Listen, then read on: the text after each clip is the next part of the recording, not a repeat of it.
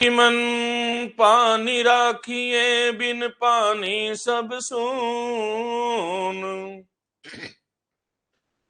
रही मन पानी राखिए बिन पानी सब सून। पानी गए न उबरे मोती मानुष चून।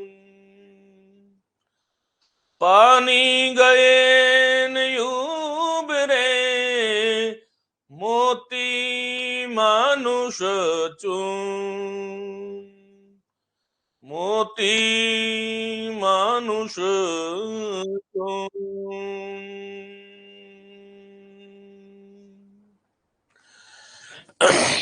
प्रिय साथियों, आप सभी का हार्दिक स्वागत, अभिनंदन। मित्रों, आज हम लोग बात करने वाले हैं अनेकार्थी शब्दों की। अनेकार्थी या जिसे हम अनेकार्थक कहते हैं, उन शब्दों की हम बात करने वाले हैं। क्या होता है इसका अर्थ, कैसे हमें इसको समझना चाहिए, इन तमाम बिंदुओं पर आज हम बात करेंगे। लेकिन उससे पहले मैंने अभी आपके सम्मुख एक दोहा बोला है रहीम जी का, और वो ये है, रहीमन पानी राखिए बिन पानी सब सून। पानी गए न उबरे, पानी गए न उबरे, पानी गए न उबरे मोती मानुष और चून। ये जो इस दोहे की जो दूसरी पंक्ति है, सर कह रहा केवीएस का एग्जाम है, अपना आशीर्वाद दें। बेटा पूजा, बहुत बहुत आशीर्वाद, बहुत शुभकामनाएं। अपने अभीष्ट को अवश्य ही आप लोग जो है प्राप्त करेंगे सभी साथी। ऐसी में भगवान से सदिच्छा सबके लिए करता हूं। चलेगा मित्रों, यहां पर देखिएगा, पानी गए न उबरे मोती मानुष चून। मैं आपको सदैव ये कहता हूं कि हिंदी व्याकरण हो, चाहे साहित्य हो, काव्य शास्त्र हो, हमें चाहे कोई भी विषय हम पढ़ें, हमारा प्रयास ये होना चाहिए कि हमारी एक समझ विकसित होनी चाहिए, वह जो बिंदु जिस पर हम बात कर रहे हैं।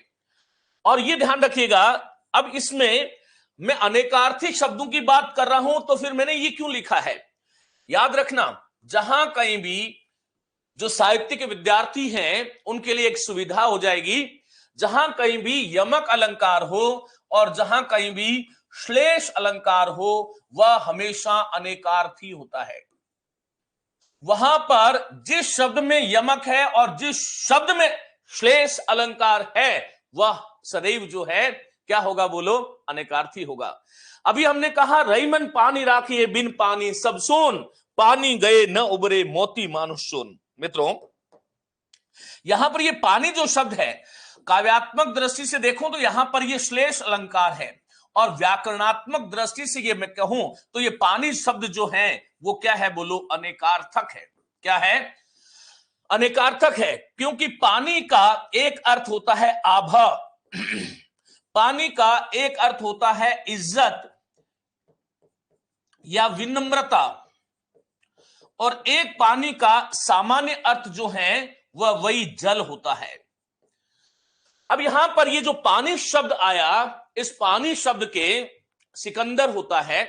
आपने दोनों सही तो लिखा है, सही तो लिखा है, सिकंदर होता है, सही लिखा है। चलेगा, पहली लाइव क्लास में अच्छा लग रहा है, जय हो। बिल्कुल रवीन भांभू, बिल्कुल स्वागत आपका। देखिए, अब यहां पर ये पानी जो शब्द है मित्रों, ये पानी शब्द के देखो, पानी के कितने अर्थ हुए? आभा, एक है इज्जत, एक है इज्जत, एक है विनम्रता, और एक है जल। अब ये पानी के अनेकार्थी हैं, पर्यायवाची नहीं है। पानी का कभी भी पर्यायवाची शब्द आभा नहीं हो सकता, पानी का कभी भी पर्यायवाची शब्द इज्जत विनम्रता नहीं हो सकता। पानी का एक पर्यायवाची शब्द है इसके अंदर, और वो है जल। ये तो पर्याय है, तो ये बाकी क्या है? एक, दो और ये तीन जो शब्द है, ये क्या है? ये आपके अनेकार्थी है। कहा गया कि पानी गए न उबरे। यदि मोती के संदर्भ में पानी का अर्थ है आभा, मोती में से आभा निकल गई तो उसका कोई मूल्य नहीं है। और मानुष के संदर्भ में इसका अर्थ है इज्जत या विनम्रता।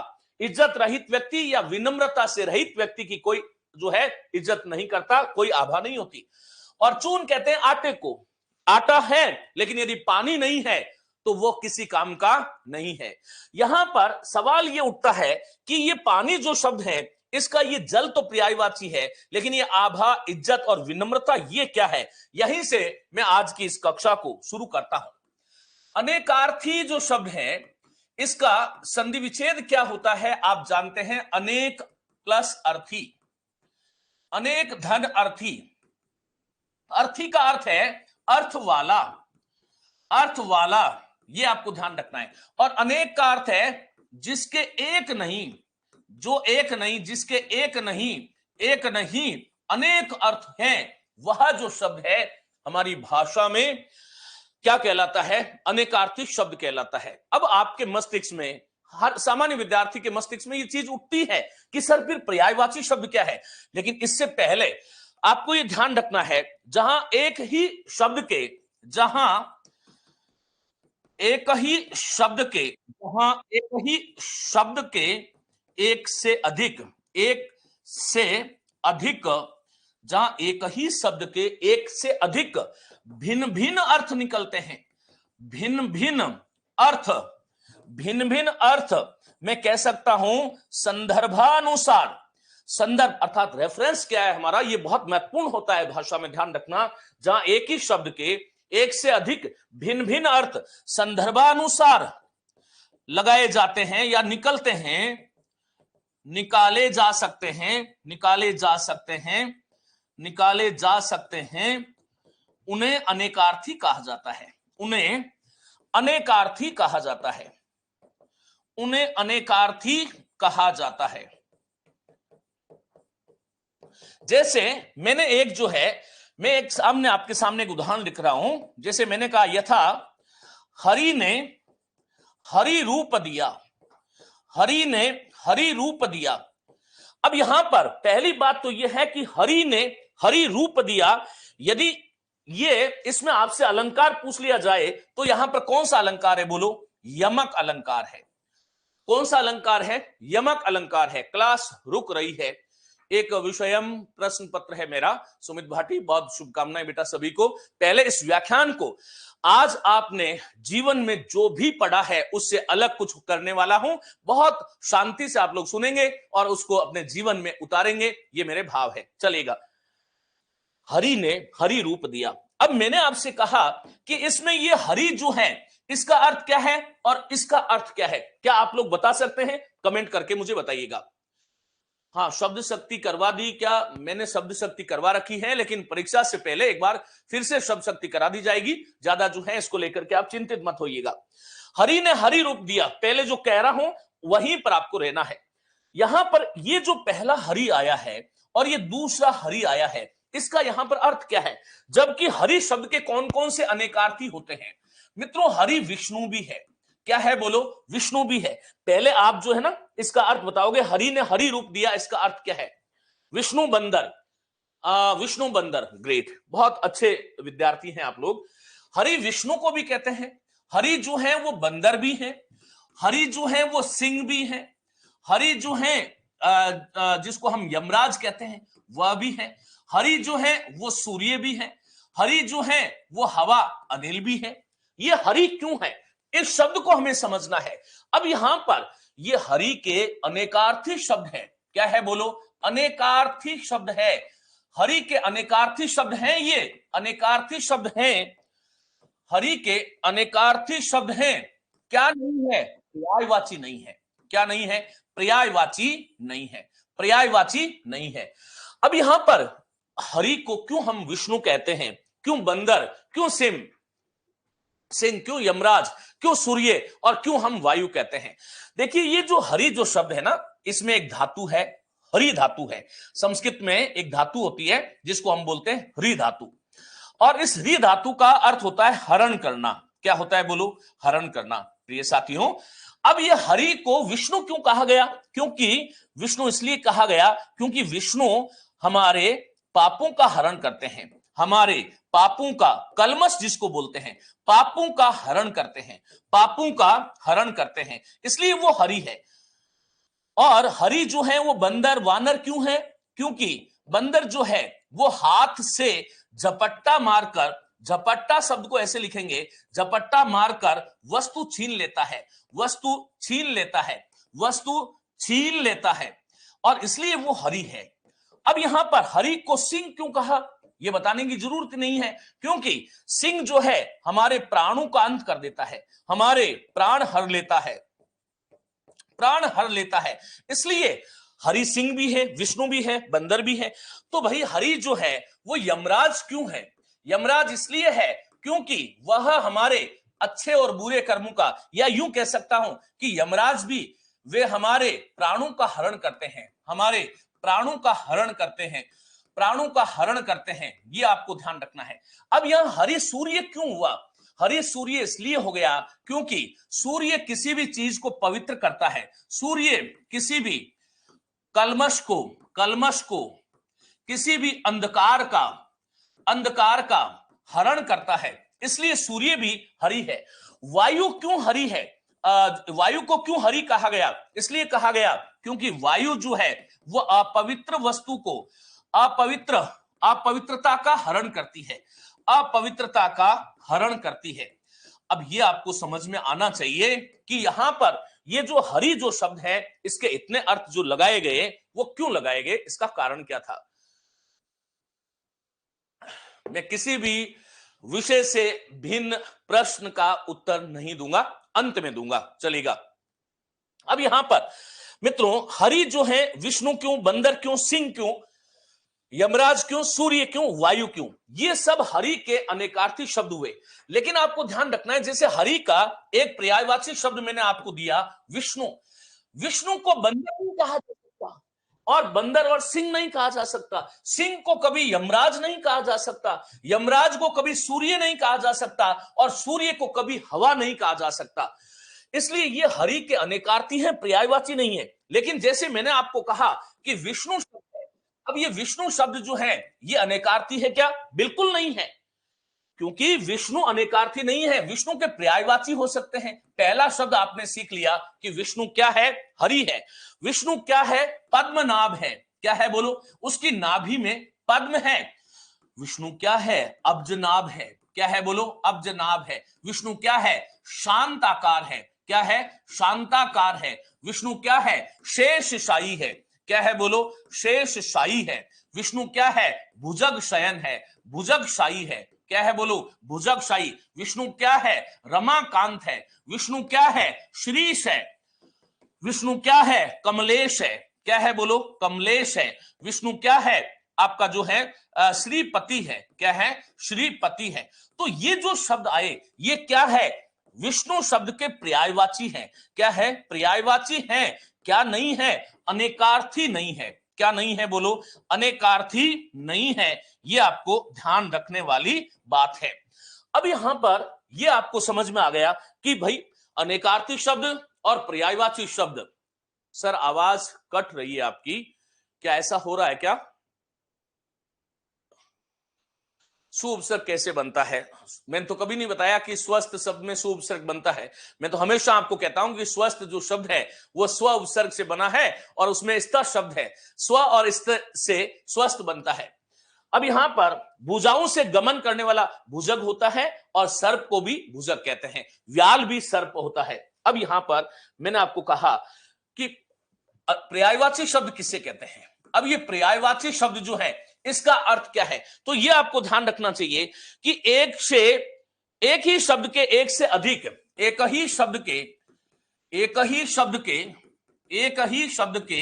एक से अधिक समान अर्थ निकलते हैं, समान अर्थ निकलते हैं, वो तो है पर्यायवाची।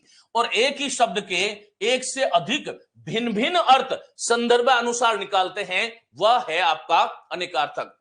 आपका व्याकरण का थोड़ा सा ग्लेट लिया, जितना भी वीडियो देखा है पढ़ाई उतना देख के समझ में आने लगा, धन्यवाद, बिल्कुल पारिक रंजना। चलिएगा, मैं आज यहीं पर रहना चाहूंगा आप लोगों के साथ मित्रों। अब यहां पर मुझे एक बात अभी तक के सत्र में आप लोगों को बतानी है, और वो ये है, क्या आप लोग अनेकार्थी और पर्यायवाची शब्दों का भेद समझ गए? हाँ या ना बताइएगा। सर आज के इंटरमीडिएट परीक्षा में पूछा था, अर्क जो है वो सूर्य को भी कहते हैं। अर्क किसी चीज का सार जो होता है उसको भी अर्क कहते हैं। चलिएगा, ये सब मैं बताने वाला हूं, बिल्कुल निश्चिंत रहिएगा। 2 क्लासें आपकी जो है इस प्रकरण की होगी और दोनों क्लासों में आप हिंदुस्तान में कोई भी परीक्षा दे दीजिएगा, इसके बाद मुझे संभावना नहीं लगती। चलिएगा, मैं अभी तक मुझे आपको यह समझाना था कि पर्यायवाची शब्द अलग होते हैं, पर्यायवाची शब्द जो है वह भिन्न होते हैं और अनेकार्थी शब्द जो है वो भिन्न होते हैं। अनेकार्थी शब्द में मैंने आपको एक इशारा दे दिया कि जहां पर श्लेष अलंकार होता है और जहां पर यमक अलंकार होता है वहां पर तो अनेकार्थी होंगे ही होंगे। तो ये 2 चीजें यदि आपको समझ में आ गई तो अब मैं आपको यहां पर लिए चलता हूं। आइएगा प्रिय मित्रों, यहां पर देखिएगा, अनेकार्थी शब्द, कुछ शब्दों के एक से अधिक अर्थ होते हैं, ऐसे शब्दों को एक से अधिक भिन्न भिन्न अर्थ होते हैं, ऐसे लिखो, एक से अधिक भिन्न भिन्न अर्थ होते हैं, ऐसे शब्दों को अनेकार्थक शब्द कहा जाता है। परीक्षा की दृष्टि से महत्वपूर्ण अनेकार्थक शब्द जो है वो कौन कौन से हो जाते हैं, कभी नहीं भूल सकते। आप केवल और केवल ये 2 घंटा मेरे साथ रहिएगा, मैं आपको ऐसी आश्वस्ति दे सकता हूं कि भूलना छोड़िएगा। यदि आप मन से पढ़ोगे तो कभी भूल ही नहीं सकते। यदि हमारी यही अप्रोच है शुरुआत में ही कि हम तो भूल जाते हैं, तो फिर आपको ब्रह्मा स्वयं आकर के पढ़ाए तब भी बेटा समझ नहीं सकते। ये आपको ध्यान रखना है, सीखना है, याद नहीं करना। पूजा बिल्कुल सही ट्रैक पे है। हमें अपना एटीट्यूड, इस संसार में जिताता कौन है, सफलता का कोई सीक्रेट नहीं है, कोई रहस्य नहीं है, केवल और केवल हमारा दृष्टिकोण है। यदि आपका दृष्टिकोण इस व्याख्यान में यह होगा कि सर जो कुछ बताओगे वो सब कुछ हम याद कर लेंगे, तो मित्रों बात नहीं हो रही है, किससे नहीं हो रही है। यदि आपका एटीट्यूड ये होगा, दृष्टिकोण ये होगा कि सर जो भी बताएंगे वह हमें एक अक्षर से याद रहेगा, तो याद रखना इस बात को कि आप उसको भूल ही नहीं सकते। और मैं पहले से ये सोच लूं मैं तो भूलूंगा, तो फिर आपको जो है दुनिया में कोई बचा ही नहीं सकता। इसकी कोई मेडिसिन नहीं है, शब्द ही मेडिसिन है। मेरे जो शब्द हैं वही आपके लिए मेडिसिन है, ये आपको ध्यान रखना है। चलिएगा, ग्रेट। तो अब मैं आपको लिए चलता हूं, पहला शब्द जो है वो अंक है। मित्रों ये देखिएगा, अब इसमें ये जो है आपके पास 10 पुस्तकें हैं, 10 पुस्तकों में यदि आप ये ध्यान रखो कि अनेकार्थी शब्दों के कई स्वतंत्र शब्दकोश है। अनेकार्थी शब्दों के कई स्वतंत्र शब्दकोश है भारत में, कई स्वतंत्र शब्दकोश है। तो हम इस शब्दकोश को तो रट नहीं सकते। हमारी परीक्षा में जैसे अभी हमने देखा कि सेकंड ग्रेड में 3 प्रश्न आए थे, चाहे आरएस हो, चाहे पटवार हो, चाहे थर्ड ग्रेड हो, 1 2 3 प्रश्न आते ही आते हैं। तो इसका तरीका क्या है, जो महत्वपूर्ण हो सकते हैं उसकी तरफ हमें जाना चाहिए। चलेगा, बिल्कुल चलेगा बिना। तो पहला शब्द है अंक। अब ये देखो, अंक शब्द जो है ना, ये पर्यायवाची। कई बार प्रश्न कैसा आता है, सुनो, मैंने आपसे ये कह दिया निम्न में से, और ये प्रश्न अभी फर्स्ट ग्रेड में आया था, निम्न में से कौन सा शब्द अनेकार्थी नहीं है, कौन सा शब्द अनेकार्थी नहीं है। तो यहां पर एक जिम्मेदारी आपकी यह भी बन जाती है साथियों कि ये अनेकार्थी शब्द है कौन कौन से, ये भी आपको ध्यान होना चाहिएगा। हाँ, पीडीएफ मिल जाएगी। अब यहां पर देखो, अंक शब्द है, मेरे साथ बिल्कुल जो है ध्यान चित्त होकर के पढ़िएगा। अंक शब्द है, अंक हम कहते हैं ना, उस पर चिन्ह लगा दो, अर्थात उसको अंक, ये चिन्ह जो है वो अंक है। संख्या भी अंक है, हम कहते हैं 1 से 10 तक अंक। अंक परिच्छेद को भी कहते हैं, किसको बोलते हैं, परिच्छेद को भी। अंक जो है वो किसी चीज का कितने अंक किए जा सकते हैं, अंश भी है। अंक जो है वो दह भी है, गोद, ये हमेशा ही आता है। गोद जो है वो किसका अनेकार्थक है, अंक का है। दागना, ये भी अंक है, हम कहते हैं ना अंक लगाना। पूर्णांक, ये भी पूर्णांक अंक है। और किसी पुस्तक का संस्करण आना, ये भी क्या है, बोलो, अंक है।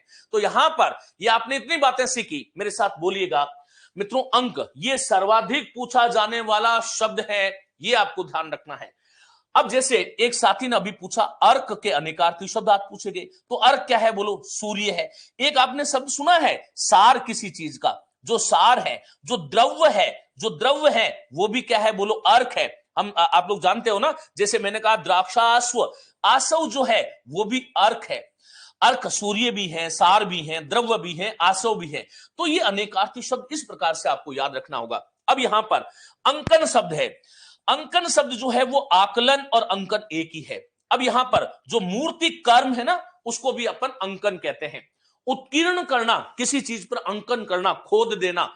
अंक का मतलब कभी उत्कीर्णन नहीं हो सकता। हेलो, अंक का तात्पर्य कभी भी जो है उत्कीर्णन नहीं हो सकता। क्या होगा बोलो? अंकन होगा, क्रमांकन होगा। क्या होगा? क्रमांकन होगा। क्या होगा?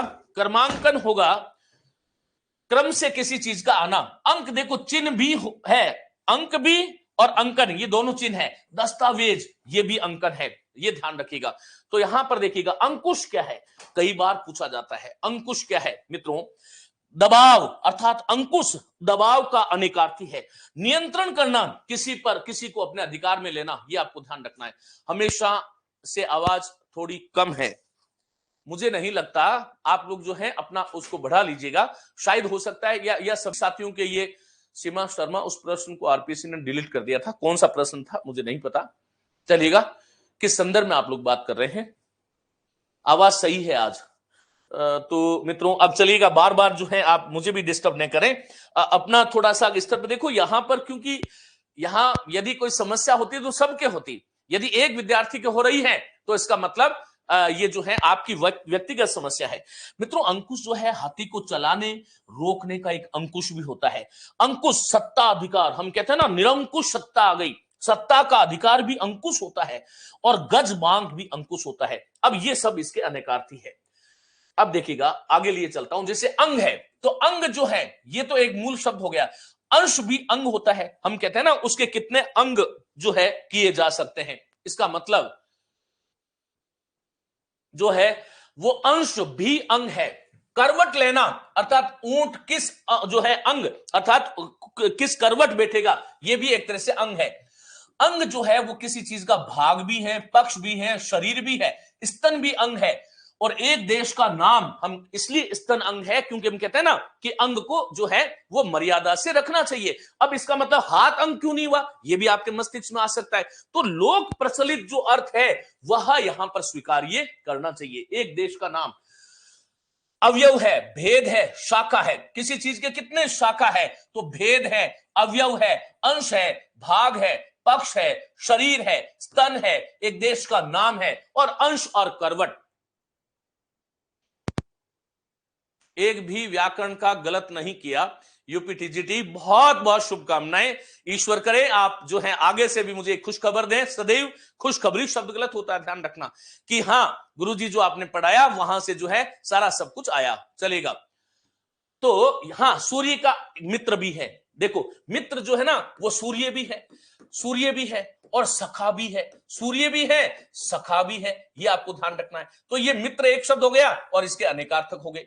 अब यहां पर अंध, अंध जो शब्द है वो क्या है? उल्लू भी अंध है, चमगादड़ भी अंध है, अंध को भी अंध, अंधा को भी अंध कहते हैं। मतांध होना और अंधविश्वासी होने को भी हम कहते हैं कि वो अंध में पड़ गया। अर्थात ये सारे के सारे जो शब्द हैं आपको इस रूप से ध्यान रखना पड़ेगा। चलेगा।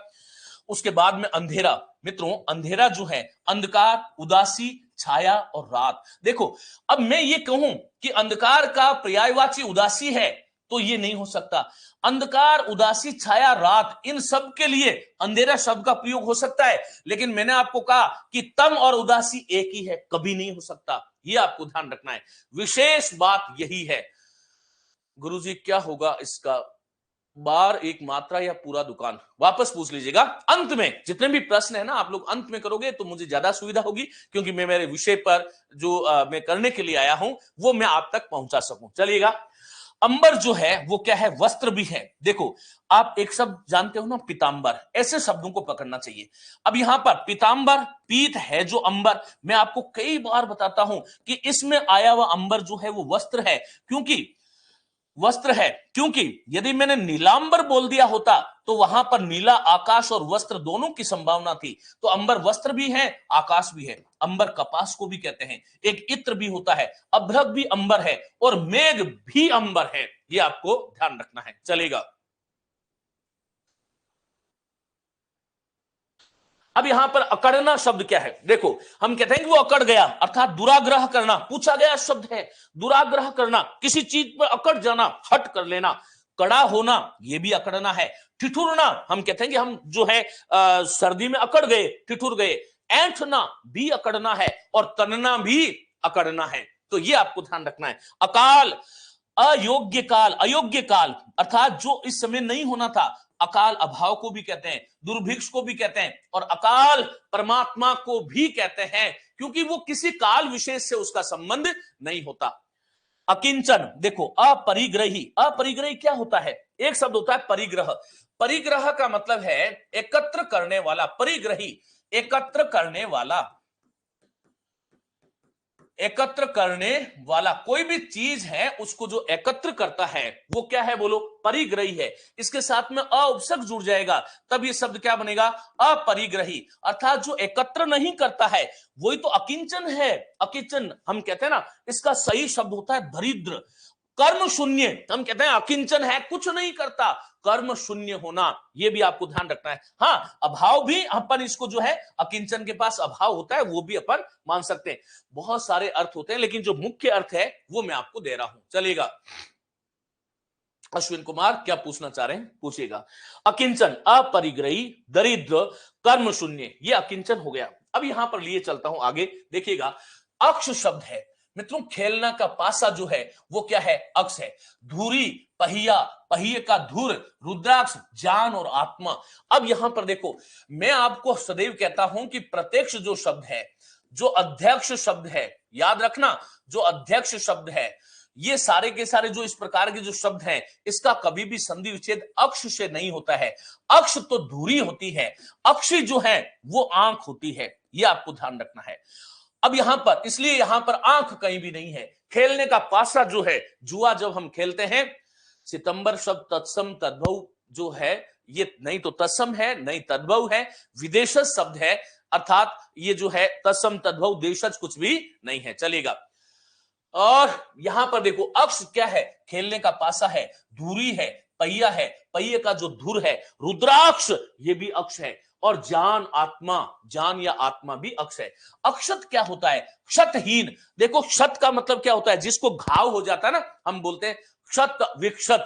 हेलो हेलो, क्षत, मनीषा, वो तो शब्द ही अलग है। मनीषा आपने शब्द ही गलत लिखा है यहां पर। हाँ, मुमुक्षु बिल्कुल सही है, मीनाक्षी लोहार, मुमुक्षु ये सही है, मुमुक्षु, लेकिन मुमूर्षा, मुमूर्षा इसमें बड़ा आता है, ये आपको ध्यान रखना है। चलेगा, तो यहां पर मैं बात कर रहा हूं, क्षत का मतलब क्या है? जो घायल हो जाता है उसको हम बोलते हैं क्षत विक्षत, जो है वीर था। क्षतहीन अर्थात क्षत मानी घाव से हीन, वो भी अक्षत है। अक्षत का मतलब समूचा देश, अक्षत कल्याण को भी कहते हैं, हिंजड़ा भी होता है।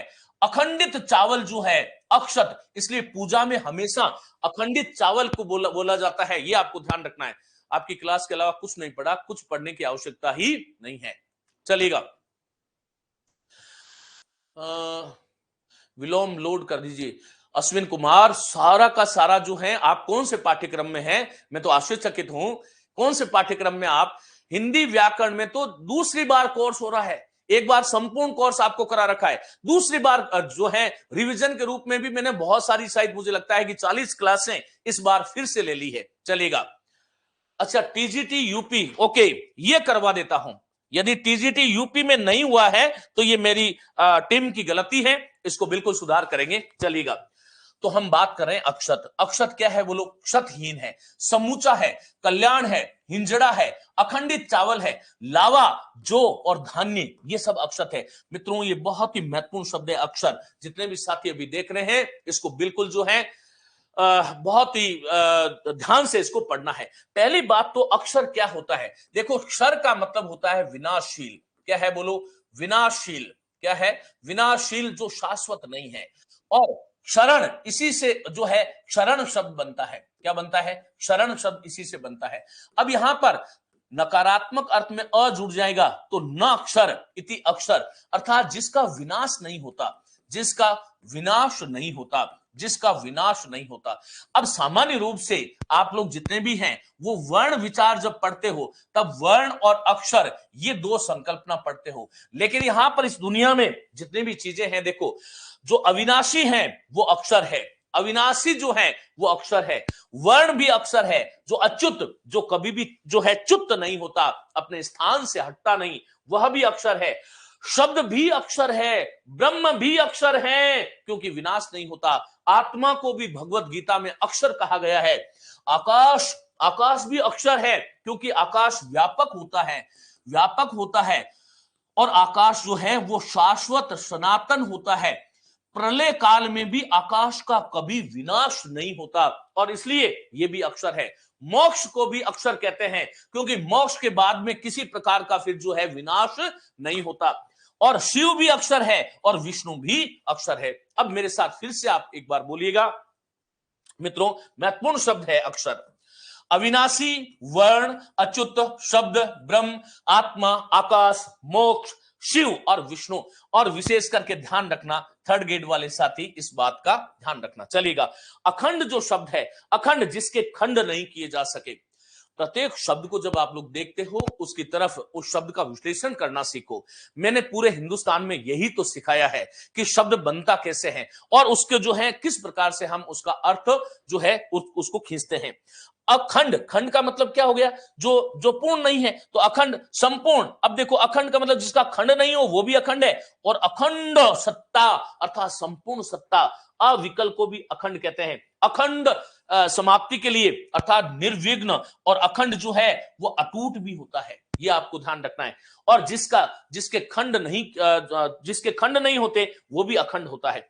अब ये अग जो शब्द है, अग पर्वत भी है, वृक्ष भी है, और स्थावर, स्थावर का मतलब आप समझते हो ना, जो चीज एक जगह रहती है वो भी क्या है बोलो, अग है। गुरुदेव आपका कोर्स लेने के बाद हिंदी व्याकरण का डर ही दूर हो गया, चलिएगा सुमेर राणा, बहुत शुभकामनाएं। नुपुर गलत है, अरे आप लोग अभी मुझसे ये क्यों पूछ रहे हो, समझ नहीं आ रहा। नुपुर शब्द होता है, नु बड़ा होगा, पुर छोटा होगा। चलो अब यहां पर आगे लिए चलता हूं, अग्नि शब्द है, अग्नि शब्द जो है ये भी बहुत महत्वपूर्ण है मित्रों। कौशल, शोभा, विभूति, मंडल के 10 भागों में से एक भाग, एक पुराण अग्नि पुराण है, वृत्त का 180वां भाग ये भी अग्नि है, शरीर में जो 7 विशेष झिल्लियां होती है वो भी अग्नि है, वृद्धि को भी कहते हैं, सूद भी है, लीला भी है और यंत्र भी है, ये आपको ध्यान रखना चलेगा। अब उसके बाद में अगुआ, अगुआ कौन होता है, जो सबसे आगे रहता है, इसका मतलब क्या है, गृह स्वामी। अगुआ कौन होता है, जो सबसे आगे रहता है, और इसलिए नेता भी अगुआ है।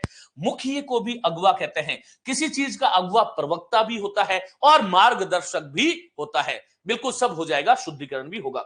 अच्युत क्या है, अच्युत, च्युत का मतलब क्या होता है, जैसे मैंने एक शब्द आपको पढ़ा रखा है पदच्युत, बोलिएगा पदच्युत, इसका मतलब क्या हुआ, पद से च्युत, च्युत का अर्थ होता है हटना, क्या होता है बोलो, च्युत का अर्थ होता है हटना, कोई चीज है अपने स्थान से हट जाती है उसको हम च्युत बोलते हैं। अब यहां पर अच्युत का मतलब क्या हुआ, स्थिर, अविनाशी, विष्णु अच्युतम केशवम, ये ध्यान रखना। कृष्ण भी अच्युत है, अविचलित, जो विचलित नहीं होता है वो भी अच्युत है, तो ध्यान रखिएगा ये शब्द है।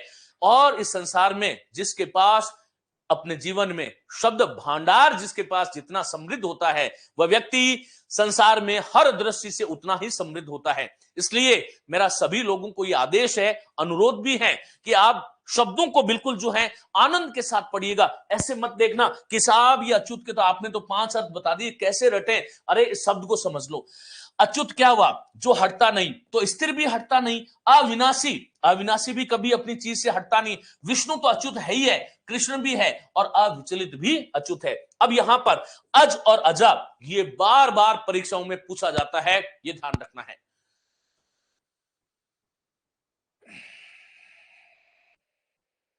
हाँ बिल्कुल, यूपीटीजीटी जो है मैंने आपको देख लिया है, लिख भी लिया है, आज हो जाएंगे यदि नहीं हुए हैं तो। कौन कौन से नहीं हुए हैं ये मुझे एक बार फिर से लिख दीजिएगा ताकि मैं यहां पर जो है लिख लूंगा। चलिएगा, अज, देखो ज का मतलब क्या होता है, जन्म लेना, क्या होता है, जन्म लेना, और अ का मतलब क्या हुआ, जिसका जन्म नहीं होता, इसलिए ये अज है, क्या है बोलो, अज है। अजन्मा, अनादि, ईश्वर, ईश्वर का कभी जन्म नहीं होता, अज बकरे को भी कहते हैं, अज ब्रह्मा भी है, दशरथ के पिता का भी नाम अज है, अजमेश भी है और भेड़ा भी है। अब ये अज के जो शब्द हैं इनको आपको बहुत अच्छी तरह से देखना है, मोस्ट इंपोर्टेंट है, ध्यान रखना। अज, अजन्मा, अनादि, ईश्वर, बकरा, ब्रह्मा, दशरथ के पिता का नाम मेष और भेड़ा, ये सब अज है। चलेगा, अब यहां पर अजा क्या है? देखो, अज तो होता है बकरा, लेकिन अजा क्या है? बकरी। अब यहां पर ये अज है भेड़ा, ये ध्यान रखना।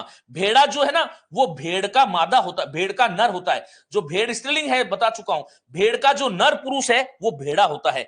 अजा बकरी, भेड़, भेड़ जो है वो अजा है, ये ध्यान रखना। और अज जो है वो भेड़ा है, भेड़ा अज है और भेड़ जो है वो अजा है। प्रकृति भी अजा है। सांख्य दर्शन में प्रकृति का कभी जो है जन्म नहीं होता। ऊपर 3 चेट कर दिए हैं, चलेगा। तो बकरी है, भेड़ है, प्रकृति है, ये कई बार पूछा जाता है। मित्रों, सांख्य दर्शन जो है उसके रचयिता है महर्षि कपिल। कौन है? कपिल। और महर्षि कपिल ने जो है 25 तत्व बताए थे, और 25 तत्वों में 2 तत्व हैं, एक तो है प्रकृति और एक है पुरुष। प्रकृति और पुरुष, इनका कभी जन्म नहीं होता, ये शाश्वत है, सनातन है, और प्रकृति भी वहां पर अजा है सांख्य दर्शन में। और शंकराचार्य के दर्शन में, शंकराचार्य का एक दर्शन है जिसको हम बोलते हैं अद्वैत वेदांत। क्या बोलते हैं? अद्वैत वेदांत। उस दर्शन में भी माया शब्द जो है वो अजा का पर्यायवाची है। अजा जो है वो शक्ति को भी कहते हैं। क्या बोलते हैं? शक्ति को भी कहते हैं। अजीब। अब यहां पर चलिएगा, जहां पर बहुत महत्वपूर्ण आएगा वो मैं विशेष करा रहा हूं, देखिएगा। यहां पर जैसे अज है, अजा है, अग्नि है, अगुआ है, ये महत्वपूर्ण है, याद रखिएगा। अजीब जो क्या है, हम कहते हैं कि अजीब स्थिति है, आश्चर्यजनक है, विचित्र, सन की, अजीब व्यक्ति है, अर्थात सन की व्यक्ति है, असाधारण, वो भी अजीब होता है। हम अजीब का सकारात्मक उपयोग भी करते हैं, हम कहते हैं कि वास्तव में अजीब प्रतिभा के स्वामी है, अर्थात असाधारण प्रतिभा है। अट जो है, अट अगणनीय भी है, ऊंचा, टांड, बाजार, अट, अट कहते हैं ना, हाट को कहते हैं, उच्च स्वर, ये भी अट है। अटहास, ऐसे याद रख लो, अटहास, उच्च स्वर में हंसना। अणु जो है वो क्या है? अंश भी है, कण भी है, घटक, टुकड़ा और परमाणु है। अति क्या है? अति मानी ज्यादा, अतिरेक, अतिशयता, और सीमा का उल्लंघन, सीमो उल्लंघन, सीमा का उल्लंघन करना। अधम क्या चीज होती है मित्रों? अश्लील जो होता है, अश्लील, अर्थात श्लील का मतलब सभ्य होता है, अश्लील जो सभ्य नहीं है। कामुक, ये भी अधम है। आदर्शहीन, भ्रष्ट और बुरा, ये सब अधम है। अनंग क्या है? बहुत महत्वपूर्ण है, जिसके अंग नहीं है। कौन? कामदेव का ये पर्यायवाची है। अब इसमें आपको देखो क्या हो रहा है, इसमें आप एक एक पर्यायवाची भी तो सीख रहे हो, तो यहां पर केवल अनेकार्थी शब्द नहीं है, इसके साथ में आप पर्यायवाची शब्दों का भी आपका अभ्यास हो रहा है, ये आपको ध्यान रखना है। देखो, अनंग क्या है? बोलो, कामदेव है। मन है, मन, मन का भी जो है अनंग मानी जिसके अंग नहीं, कामदेव के भी कोई अंग नहीं, मन के भी कोई अंग नहीं होते हैं। मोगरा भी अनंग है, वेल भी अनंग है, ब्रह्म भी अनंग है, और अलिंग जिसका कोई लिंग नहीं होता, अनंग, वो भी अनंग होता है, ये आपको ध्यान रखना चलेगा। अनंत क्या है? ये सब भी कई बार पूछा जाता है। अगणनीय, ये भी अनंत है, हम कहते हैं अनंत संख्या। अनंत काल से है, अमर है। ईश्वर भी अनंत है क्योंकि उसका कभी अंत नहीं होता। शाश्वत को भी अनंत कहते हैं। शेषनाग भी अनंत है, ब्रह्म और विष्णु भी अनंत है, ध्यान रखिएगा। मोगरा एक सुगंधित पदार्थ होता है, सुगंधित वस्तु होती है, जिसको आप जो है धूप बत्ती में भी उसका उपयोग होता है, चलेगा। सनातन का अर्थ क्या होता है? पहली बात तो आपने सनातन शब्द गलत लिखा है। सनातन जो शब्द है इसका अर्थ क्या है? हमारी भारतीय संस्कृति में एक ऋषि वे सनक, एक वे सनत और एक वे सनंदन कुमार, सनत और एक वे सनंदन कुमार, सनंदन कुमार, ये सबसे पुरातन ऋषि माने जाते हैं। सनातन का अर्थ तो होता है पुरातन, लेकिन सनातन अर्थात सबसे पुरातन ऋषि माने जाते हैं। जब से सभ्यता का आरंभ हुई, अर्थात सनक ऋषि से लेकर के अभी तक की जो संस्कृति है उसका नाम है सनातन। और इसलिए सदैव हम यह कहते हैं कि सनातन धर्म की जय हो, अर्थात जो सनातन अनंत काल से चला आ रहा है। मैंने आपको बता दिया कि 3 ऋषि है, सनक, सनत और सनंदन कुमार। ये सबसे प्राचीन ऋषि हमारी भारत की भूमि पर यही है, और वहां उनके यहां से जो परंपरा चली आ रही है वो सनातन होता है। अब्ज क्या है? देखो, अब्ज, इसका सन्निच्छेद क्या होता है? आप जानते हो, अप और ज। अप कहते हैं जल को, और ज कहते हैं जन्म लेने वाले को, जो जल से जन्म लेता है। प्रभुदयाल, आप मेरे स्टूडेंट हैं, तो शायद मेरा आदेश भी आपको मानना चाहिए। ये जितने भी प्रश्न है, मुझे खुशी होगी, आप लोग जानते हो जब आप पूछते हो तो मैं अंदर से जो है प्रसन्न होता हूं, आह्लादित होता हूं। लेकिन यदि आप बीच बीच में यदि टोकोगे चीजों को, तो शायद मुझे लगता है कि जब वापस इसको आप लोग देखोगे तो ये आपको अच्छा नहीं लगेगा। चलेगा। अब्ज जो है, अब कहते हैं जल को, और ज कहते हैं जन्म लेने वाले को, अर्थात जो जल से जिसका जन्म होता है वो अब्ज है। अब अब्ज जो है उस वास्तव में तो ये कमल है। अब्ज कमल का तो पर्यायवाची है, लेकिन कपूर का पर्यायवाची अब्ज नहीं है। ये कपूर और अब्ज ये परस्पर अनेकार्थक है साहब। क्या है बोलो? अनेकार्थक है, क्योंकि कपूर भी जल से ही उत्पन्न होता है। चलेगा। हाँ, संडे को पूछ लेना। धनवंतरी ये भी अब्ज है। शंख, और ये कई बार पूछा जाता है, शंख भी अब्ज है, क्योंकि इसका जन्म भी जो है पानी से होता है। और चंद्रमा, चंद्रमा का को भी अब्ज कहते हैं। ये ध्यान रखना, अब्ज और चंद्रमा कभी भी पर्यायवाची तो नहीं हो सकते, लेकिन अब्ज और चंद्रमा अनेकार्थी हो सकते हैं। चलेगा। अर्क क्या है? देखो, कोई भी ऐसा शब्द नहीं, मुझे तो नहीं पता कि आज की परीक्षा में आप लोग कह रहे थे कि पूछा गया है। अब देखो, अर्क क्या है? अग्नि भी अर्क है, आंख भी अर्क है। किसी अर्क से आंख बना है, तो ये परस्पर जो है क्या हो गया? पर्यायवाची हो गया। लेकिन अग्नि और अर्क जो है ये पर्यायवाची नहीं है, अनेकार्थक है। अर्क चमक को भी कहते हैं, सूर्य भी अर्क है, चिंगारी भी अर्क है, रविवार भी अर्क है, क्योंकि सूर्य का वार होता है, इसलिए उसको अर्क कहते हैं। स्फटिक जो है वो भी अर्क है। आंख, ये दो बार आ गया। मदार भी अर्क है, इंद्र भी अर्क है, विष्णु भी अर्क है। और किसी चीज का सार जो है, सार तत्व जो है, किसी चीज का सार तत्व जो है वो भी क्या है बोलो? अर्क है। ध्यान रखना। हाँ, यूपी बोर्ड इंटरमीडिएट की परीक्षा में पूछा गया था। चलेगा। अब ये अर्थ शब्द हमेशा ही पूछते हैं, अभी अभी पूछा गया था आपका जो सेकंड ग्रेड संस्कृत एजुकेशन वाला हुआ, उसके अंदर आरएस में भी पूछा गया शब्द है अर्थ। अर्थ क्या है? प्रयोजन अर्थ है। हम कहते हैं ना, आपका प्रयोजन क्या है, अर्थात अर्थ, प्रयोजन भी अर्थ है। निमित्त, किस निमित्त? हम कहते हैं कि लाभार्थ। किस लिए गया था? लाभार्थ, लाभ के निमित्त। लाभ भी अर्थ होता है, मूल्य भी अर्थ होता है। इच्छा करना किसी चीज का, दर्शनार्थी शब्द इसी से बनता है। फल भी अर्थ होता है। कुंडली में लग्न से दूसरा स्थान, यह भी उसका अर्थ होता है। तो अब इसके बाद आपसे कोई नहीं पूछा जा सकता, ये ध्यान रखना। स्पेटिक होता है कैसा, पता नहीं क्या पूछ रहे हैं। अमृत जो है, जल अमृत है, पारा भी अमृत है, दूध भी अमृत है, और अन्न भी अमृत है। मित्रों, स्वर्ण, सोना जो है वो भी अमृत है। और ध्यान रखना, जो गिलोय है ये भी अमृत है। और ये सर्वाधिक, अभी जब हम जो उस संकट में थे, महान मानवता का जो संकट था, उसमें ये गिलोय ही हमारा सहारा बना था कोरोना के समय, इसलिए ये भी अमृत है। जल, पारा, दूध, अन्न, स्वर्ण, गिलोय। अब इसी प्रकार से अही, बहुत ही महत्वपूर्ण शब्द है अही। जैसे आपने एक शब्द देखा होगा अही फैन। अही फैन जो शब्द है वो तो झाग को कहते हैं, लेकिन अही क्या होता है? सांप। ये तो परस्पर पर्यायवाची है, लेकिन अही और राहु ये अनेकार्थी है।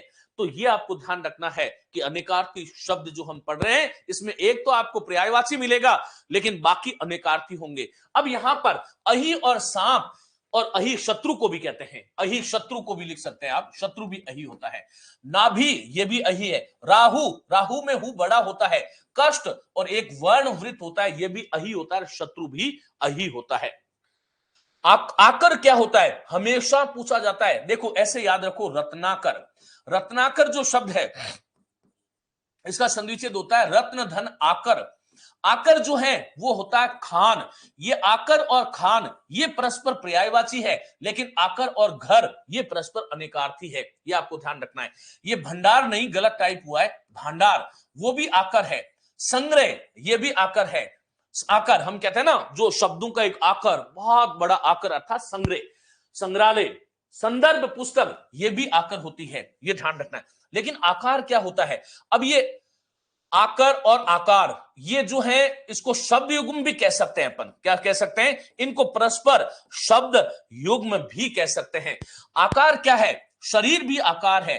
कद आपका आकार, माप, और आकार, आ की मात्रा जो होती है, आप जानते हो ना, आकार अर्थात अ की मात्रा जो है वो आकार है, ई की मात्रा इकार होती है। वैसे ही आ की जो मात्रा है वह जो है वो क्या होगी? आकार होगी। आत्मा क्या है? देखो, आत्मा जो है, आत्मा का जो जीव जो शब्द है वो तो है अनेकार्थी, आत्मा और जीव के मध्य पर्यायवाची नहीं है, लेकिन आत्मा और देही ये परस्पर पर्यायवाची है। क्या है बोलो? पर्यायवाची है। आत्मा सार तत्व को भी कहते हैं, क्योंकि हम जानते हैं इस संसार में आत्म तत्व की ही उपासना करनी चाहिए। आत्मा क्या है? विचार शक्ति भी है, आत्मा सूर्य भी है, अग्नि भी है, वायु भी है, और आत्मा स्वभाव भी है। ये आपको ध्यान रखना है। आदित्य, अब देखो, आदित्य और सूर्य ये तो परस्पर पर्यायवाची है, लेकिन आदित्य का देव अनेकार्थी है, पर्यायवाची नहीं है। यह आपको ध्यान रखना है। आदित्य, सूर्य, देव, मित्र, सविता, विष्णु, 12 की संख्या, ये भी जो है आदित्य है। मदार भी है, वरुण को भी आदित्य कहते हैं। क्यों? क्योंकि वरुण जो है 12 महीनों को बनाने वाला है, 12 मास को बनाने वाला है। वरुण एक 12 मास का निर्माता है, मास का निर्माता है। और आदित्य 12 संख्याओं को कहते हैं ना, और इसलिए वरुण को भी कहते हैं। वरुण एक वैदिक देव है। क्या है? वैदिक देव है, जो हमारे वैदिक कालीन भारत में इसकी उपासना होती थी। आकर में खान भी नहीं जुड़ा है क्या इसमें? हाँ, जोड़ लो। आकर जो है वो खान भी है, मैंने लिख तो दिया है यहां पर। चलो, अब यहां पर सूर्य, देव, मित्र, सविता, विष्णु, 12 की संख्या, मदार, अरुण, भग जो है वो भी आदित्य है। विष्णु का वामन अवतार जो है वो भी आदित्य है, ध्यान रखना। अब यहां पर लिए चलता हूं आबा, आब। देखो, आब जो है ना वो क्या है? चमक भी है, छवि भी है, इज्जत और पानी भी है। लेकिन जैसे मैंने कहा मेहराब, मेहराब जो है उसमें आया हुआ जो आब है ना, वो जो है इनमें से कोई नहीं है। वो आब जो है वो फारसी का प्रत्यय है, एक फारसी का प्रत्यय। ये भी आप इसके साथ में लिख सकते हो। आब जो है फारसी का प्रत्यय भी है। सारंग भी अनेकार्थी है क्या? सारंग भी क्या? सारंग तो निश्चित रूप से अनेकार्थी है ही है, कोई शंका ही नहीं होनी चाहिए। अब आली क्या है और अली क्या है? आप जानते हो, पंक्ति, सखी, गीला और मान्यवर, ये आपको ध्यान रखना है। आली पंक्ति भी है, सखी भी है, गीला भी है और मान्यवर। हम कहते हैं ना कोई चीज आली हो गई, आली मतलब वही, जैसे भूमि आली हो गई अर्थात आर्द्र हो गई, ये आपको ध्यान रखना है। सर, आकार में शब्द भी आकार होगा क्या? उस आकर में शब्द भी आकर होगा क्या? हाँ, मैं ये कह रहा था कि यदि आपसे पूछ ले कि आकर का पर्यायवाची क्या है, तो खान है। क्या है बोलो? खान है। जैसे रत्नाकर, रत्नों की खान। अब ये आकर जो शब्द है ना, उसका अर्थ घर भी है, भंडार, संग्रह, संग्रहालय, संदर्भ, पुस्तक, ये जो है इसके अनेकार्थी है बेटा। इंदु क्या है? इंदु जो है चंद्रमा को भी कहते हैं। और इंदु लोह है, एक शब्द होता है इंदु लोह। इंदु लोह जो है वो चांदनी को कहते हैं। किसको बोलते हैं? चांदनी को इंदु लोह कहते हैं। इंदु चंद्रमा है, एक की संख्या जो है, क्योंकि चंद्रमा एक है और कपूर भी इंदु है, तो 3 इसके अनेकार्थी हो गए। इंद्र क्या है? देखो, इंद्र वास्तव में तो देवराज है। इंद्र और देवराज ये तो परस्पर पर्यायवाची है, लेकिन इंद्र और मेघ ये परस्पर अनेकार्थी है। राजा, इंद्र राजा को भी कहते हैं। इंद्र जो है वो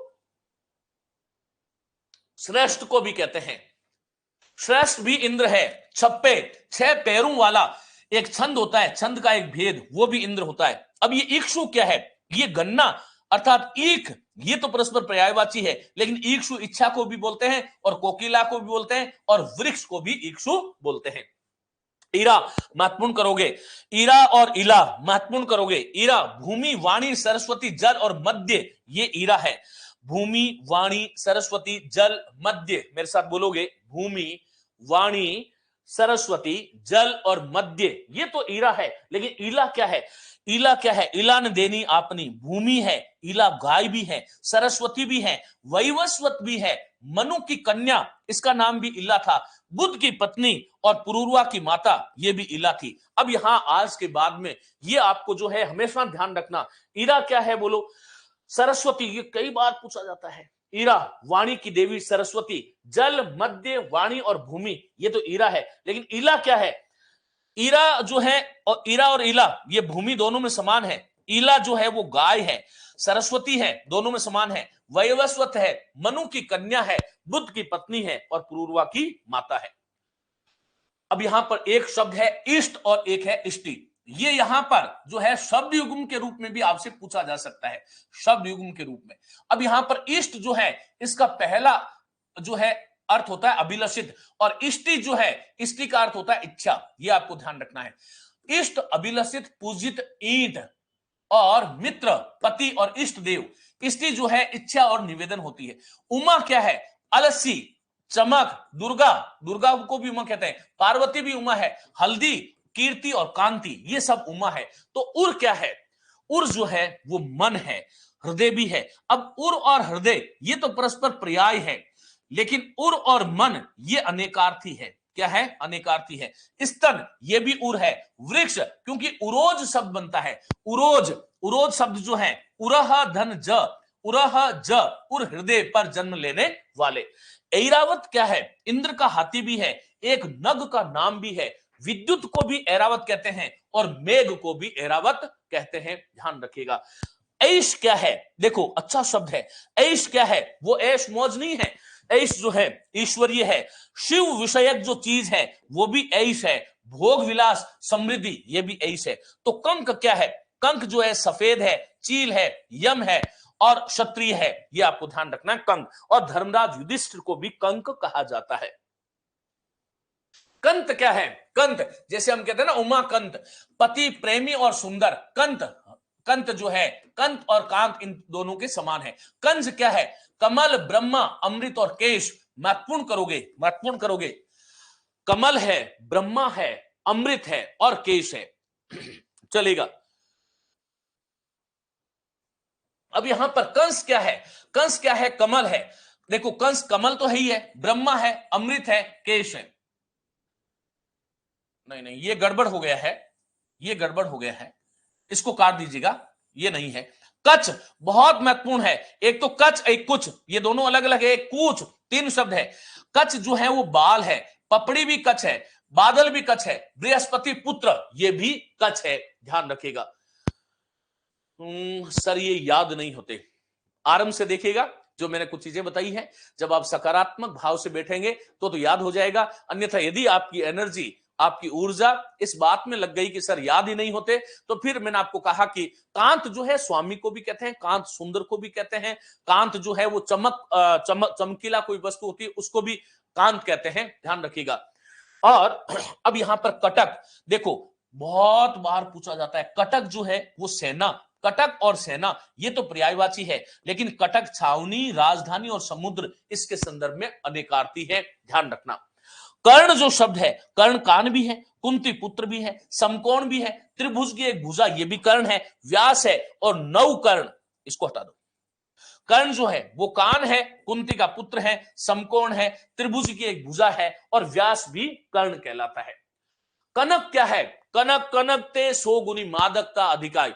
कौन सा अलंकार है बताओ? यमक अलंकार। पर्वत की श्रृंखला ये भी कटक है, बिल्कुल पर्वत की श्रृंखला, बिल्कुल अच्छा शब्द है। पर्वत की जो श्रृंखला है वो भी कटक है, पर्वत की श्रृंखला ये भी कटक है,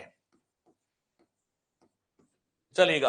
अब यहां पर कनक क्या है? गेहूं है, चंपक है, धतूरा है और स्वर्ण है। देखो कनक, कनक ते सो गुनी मादकता अधिकाय, कनक के धतूरा और स्वर्ण ये तो अनेकार्थी है, ये आपको ध्यान रखना। लेकिन कनक जो है उसका एक पर्यायवाची स्वर्ण भी है और कनक का एक पर्यायवाची धतूरा भी है। लेकिन कभी भी स्वर्ण का पर्यायवाची धतूरा नहीं हो सकता। धतूरा और स्वर्ण ये परस्पर कनक के अनेकार्थी हैं, ये आपको ध्यान रखना है। कपिंद्र क्या है? कपियों का है जो इंद्र। पलाश भी, हाँ बिल्कुल, पलाश भी जो है वो भी कनक है, बिल्कुल सही है। पलाश, हाँ यहां पर ये भी लिख सकते हैं आप, जो है प्लस लिख लीजिएगा। चलो अब यहां पर जो है पलाश जो है वो भी कनक है, चलेगा। कपिंद्र जो है इसका संधिच्छेद क्या होता है? कपि धन इंद्र। क्या है बोलो? कपि धन इंद्र। कौन सी संधि हो गई? दीर्घ संधि। क्या बना? कपिंद्र। कपिंद्र जो कपियों का ईश, इंद्र का मतलब क्या है? स्वामी, अभी हमने पढ़ा, स्वामी भी है, ईश भी है, राजा भी है, ये आपको ध्यान रखना है। और चलो तो कपिंद्र क्या है? जामवंत ये भी कपिंद्र है, सुग्रीव ये भी, और हनुमान। ये जामवंत, सुग्रीव, हनुमान ये परस्पर पर्यायवाची नहीं है, ये कपिंद्र के अनेकार्थी शब्द होंगे, ये आपको ध्यान रखना है। चलो कमल क्या है? कमल जल है, तांबा है, एक मांस पिंड है, एक फूल है। कर क्या है? लता कर, लता कर अर्थात लता कर ये भी कर है, और हाथ भी है, सूंड भी है, अर्थ भी है, वसूली भी है, जिसको हम शुल्क लेते हैं वो भी है, और कर जो है वो किरण को भी बोलते हैं। ध्यान रखिएगा, ये सब इसके अनेकार्थी होंगे। आवाज क्लियर कीजिएगा बेटा। आवाज यदि अभी आपको साफ नहीं आ रही है तो ये क्लास जो है वो रिकॉर्डेड रहेगी। मुझे लगता है कि लाइव क्लास में कई बार यदि आपके पास पर्याप्त डेटा नहीं है तो वो भी आपकी समस्या हो सकती है। चलिएगा, अब मित्रों कर बहुत महत्वपूर्ण है, महत्वपूर्ण करोगे, और आपकी जो रीट की जो अच्छा थर्ड ग्रेड की जो परीक्षा हो रही है उसकी दृष्टि से भी बहुत महत्वपूर्ण है। ध्यान रखना, ये कल शब्द very very very most important शब्द है, ध्यान रखिएगा। कर को फिर देखते हैं, लता कर, हाथ, सुंड, सूंड, अर्थ, वसूली, शुल्क, किरण, ये सब कर के पर्यायवाची है। फिर जो है कल क्या है, देखो अंग, ये भी कल है, कल पुर्जा, इंजन, करवट, ये भी कल है, आने वाला दिन, ये भी कल है, गुर, गुर सिखाना, ये भी कल है, और युक्ति, ये भी कल है, राहत, मात्रा, ये भी कला। वैसे मात्रा का जो है पर्यायवाची शब्द होता है कला, लेकिन संस्कृत में इसके लिए कला और कल दोनों शब्दों का प्रयोग होता है। विगत दिन, ये भी कल है, गया हुआ कल। कल जो है वो यंत्र भी है, और कल सुंदर को भी कहते हैं, जैसे कल कल करता हुआ, कल कल करता हुआ। मेरे साथ फिर से बोलेंगे, जो है बहुत महत्वपूर्ण है। कल जो शब्द है उसका अर्थ क्या क्या है, अनेकार्थी। अंग है, इंजन है, करवट है। अंग, इंजन, करवट, आने वाला दिन, गया दिन, गुर, युक्ति, गुर सिखाना अर्थात किसी चीज को खोलना, युक्ति, राहत, मात्रा, ये ध्यान रखना, ये बहुत जो है अलग शब्द हैं, आपसे पूछा जा सकता है। विगत दिन, यंत्र, और सुंदर भी कल है। चलो, तो कली क्या है, कली क्या है, काला जो है वो भी कली है, सूरमा ये भी कली है, संग्राम को भी हम कली कहते हैं, कलह भी कली है, और चार युगों में से चौथा जो युग है वो भी कली काल है। ध्यान रखिएगा। अब यहां पर कलकंठ बहुत बार, अब देखो कलकंठ जो है वो कबूतर, कोयल और हंस, कोयल जो है उसको कलकंठ कहा जाता है, और बाकी ये अनेकार्थी है। कश्यप क्या है, आदित्य के पिता है, ऋषि भी है, और कछुआ ये भी कश्यप होता है। कांता क्या है, पत्नी, प्रेमिका, बड़ी इलायची। अब ये बिल्कुल अलग सा शब्द दिया हुआ है, तो इन शब्दों को याद करने का तरीका यही है कि आपको ये तो आता है कि कांता क्या है, पत्नी है, प्रेमिका है, स्त्री को भी कांता कहते हैं, खैर स्त्री भी है। अब यहां पर बड़ी इलायची जो है ये अलग से है, तो इसको बिल्कुल आप 2 4 5 बार बोलेंगे, बार बार जब आप अभ्यास करेंगे तो ये भी आपके सदैव आपका हो जाएगा। कादम्बरी और कादम्बिनी ये दोनों अलग अलग शब्द है, हमेशा पूछा जाता है। कादम्बरी मदिरा ये परस्पर पर्यायवाची है, लेकिन कादम्बरी मैना ये पर्यायवाची नहीं, अनेकार्थी है। सरस्वती, हाथी, और मद ये सब कादम्बरी के अनेकार्थी है। काम क्या है, उद्योगों को भी काम बोलेंगे, कर्तव्य भी काम है, कामुकता भी काम है। काम जो है एक जो है धर्म, अर्थ, काम, काम जो है पुरुषार्थ भी है। क्या है बोलो, पुरुषार्थ ये भी काम है। चित्रकला ये भी काम है, नौकरी ये भी काम है, परिश्रम और मनोरथ, आपकी कामना पूर्ण हो, वहां पर काम शब्द आ रहा है, मनोरथ भी काम है। शराब भी कादंबरी है, हाँ चलेगा। काल क्या है, अंधकार है, अवधि है, ऋतु, नाश, यमराज और भाग्य दशा, काल का चक्र, ये ध्यान रखो, चलेगा। कीर क्या है, कीर तोता, तोता, कीर और तोता ये तो परस्पर पर्यायवाची है, लेकिन कीर और बांस ये परस्पर अनेकार्थी है। सांप ये भी कीर है। कुबेर क्या है, ग्रह, मेनन, मेनन, यक्ष और सेठ, ये ध्यान रखना है। कुबेर और यक्ष ये परस्पर पर्यायवाची है, लेकिन बाकी जो है अनेकार्थी है, ध्यान रखना। कुल क्या है, देखो कुल और कुल ये शब्द युग्म भी है। क्या है बोलो, शब्द युग्म भी है, बार बार पूछा जाता है। कुल का अर्थ तो होता है जो है वंश, ये इसका जो है ध्यान रखना। और कुल जो है वो होता है तट, जिसको हम किनारा भी बोलते हैं। क्या बोलते हैं, किनारा भी बोलते हैं। अब चलो कुल जो है इसका देखिएगा, कुनबा, वंश, कुल योग, संपूर्ण योग, ये ध्यान रखना। घराना भी कुल है, हाँ बिल्कुल। अब घराना ऐसे तो कुछ भी लिख सकते हो, लेकिन देखो अब यहां पर ये वंश शब्द आ गया ना, वंश है, अब घराना है, वो तो परस्पर पर्यायवाची शब्द हो जाएंगे, ये ध्यान रखना। सर नेट खत्म हो रहा है, मैं अपनी गिफ्ट में देख लूंगी, हाँ बिल्कुल चलेगा, देख लीजिएगा। अब यहां पर कुल जो है वो कुनबा भी है, वंश है, संपूर्ण कुल है, सबको भी कुल कहते हैं। और वाम मार्ग जो है अर्थात विपरीत मार्गी जो लोग हैं वो भी कुल है। कुल क्या है, टीला भी है, तालाब भी है, तट किनारा भी जिसको कहते हैं। कृष्ण क्या है?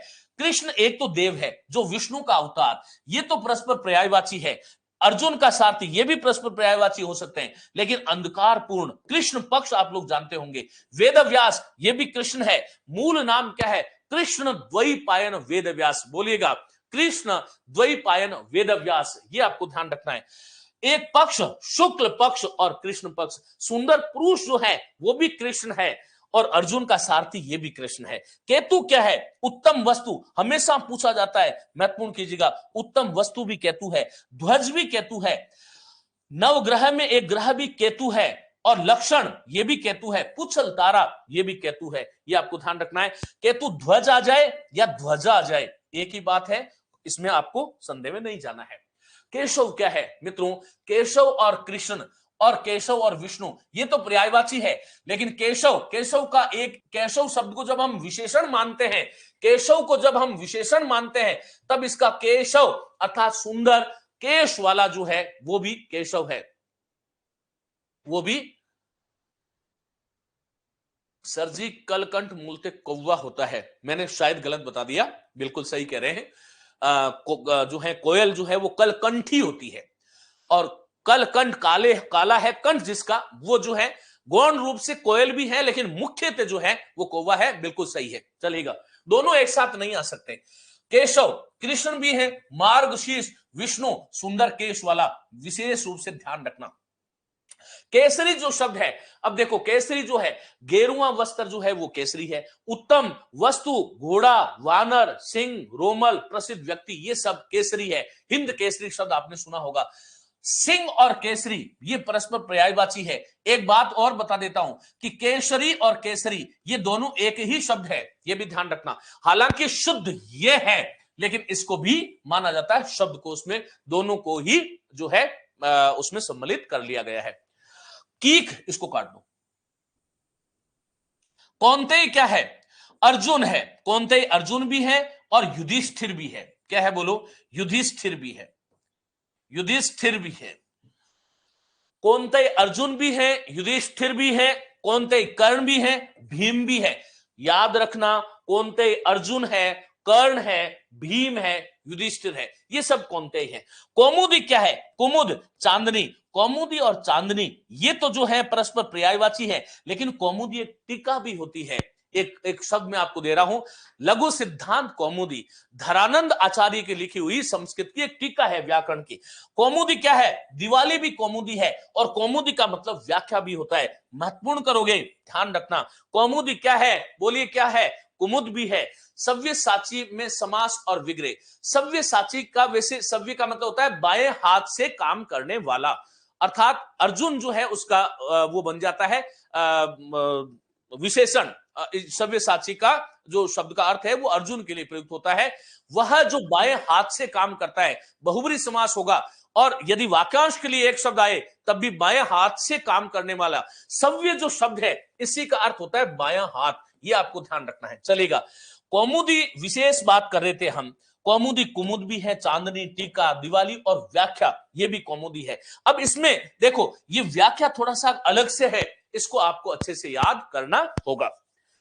क्रतु जो शब्द है वो आषाढ़ मास के लिए भी क्रतु आता है। यज्ञ, कवि क्रतु, कवि क्रतु, कवि क्रतु। क्रतु जो शब्द है वो बहुत महत्वपूर्ण है। क्रतु यज्ञ के लिए भी आता है, क्रतु जो है संकल्प के लिए भी आता है, क्रतु जीव भी है, क्रतु इंद्रिय भी है, और करने वाला अर्थात सृष्टि को करने वाला विष्णु भी है।